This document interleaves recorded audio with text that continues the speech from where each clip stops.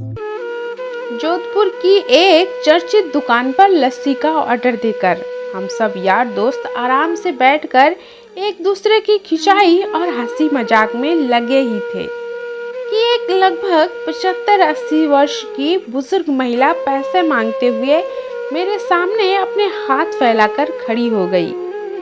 उनकी कमर झुकी हुई थी, चेहरे की झुर्रियों में भूख तैर रही थी, नेत्र भीतर को धंसे हुए किंतु सजल थे। उनको देखकर मन में न जाने क्या आया कि मैंने अपनी जेब से सिक्के निकालने के लिए डाला हुआ हाथ वापस खींचते हुए उनसे पूछ लिया, दादी जी लस्सी पिएंगी? मेरी इस बात पर दादी कम अचंभित हुई और मेरे मित्र अधिक, क्योंकि अगर मैं उनको पैसे देता तो बस 5 या 10 रुपए ही देता, लेकिन लस्सी तो 30 रुपए की एक है। इसलिए लस्सी पिलाने से मेरे गरीब हो जाने की और उस बूढ़े दादी के द्वारा मुझे ठग कर अमीर हो जाने की संभावना बहुत कम बढ़ गई थी। दादी ने मुस्कुराते हुए हामी भरी और अपने पास जो मांगकर जमा किए हुए 6-7 रुपए थे वो अपने कांपते हाथों से मेरी ओर आगे बढ़ाए। मुझे कुछ समझ नहीं आया तो मैंने उनसे पूछा, ये किस लिए? इनको मिलाकर मेरी लस्सी के पैसे चुका देना बाबूजी। भावुक तो मैं उनको देखकर ही हो गया था। रही बची कसर उनकी इस बात ने पूरी कर दी। एकाएक मेरी आंखें छलछला आई और भरभराए हुए गले से मैंने दुकानदार वाले से एक लस्सी बढ़ाने को कहा। उसने अपने पैसे वापस मुट्ठी में बंद कर लिए और पास ही जमीन पर बैठ गई।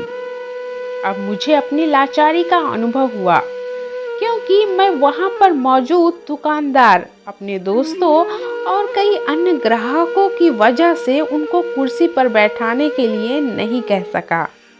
डर था कि कहीं कोई टोक ना दे, कहीं किसी को एक भीख मांगने वाली बूढ़ी महिला के उनके बराबर में बिठाए जाने पर आपत्ति ना हो। लेकिन वो कुर्सी जिस पर मैं बैठा था मुझे काट रही थी।